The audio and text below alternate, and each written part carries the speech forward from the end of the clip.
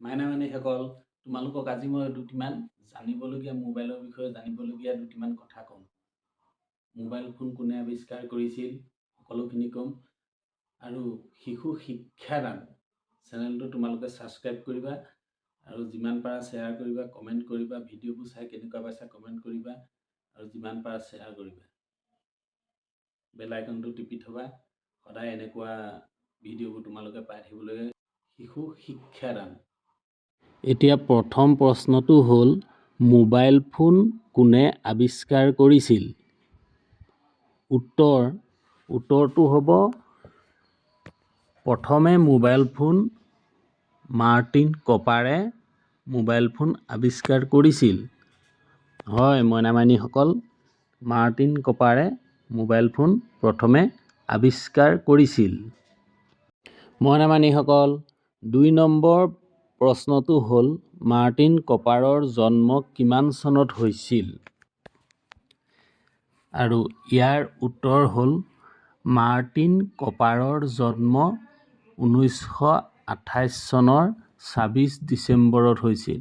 হয় মইনামাইনীসকল, 1928 চনৰ ২৬ ডিচেম্বৰত হৈছিল মাৰ্টিন কপাৰৰ জন্ম। ৩ নম্বৰ প্ৰশ্নটো হ'ল, মাৰ্টিন কপাৰে কিমান চনত প্ৰথমবাৰ ফোনত কথা পাতিছিল? ইয়াৰ উত্তৰটো হ'ল, মাৰ্টিন কপাৰে 1973 চনত প্ৰথমে ফোনত কথা পাতিছিল। হয় বন্ধু বান্ধৱীসকল, কণ মইনামাইনীসকল, মাৰ্টিন কপাৰে 1973 চনত প্ৰথমে ফোনত কথা পাতিছিল। এতিয়া ৪ নম্বৰ প্ৰশ্নটো হ'ল, মাৰ্টিন কপাৰৰ জন্ম ক'ত হৈছিল? ইয়াৰ উত্তৰটো হ'ল, মাৰ্টিন কপাৰৰ জন্ম হৈছিল চিকাগো চহৰত, যি ইউনাইটেড ষ্টেটত অৱস্থিত আছিল।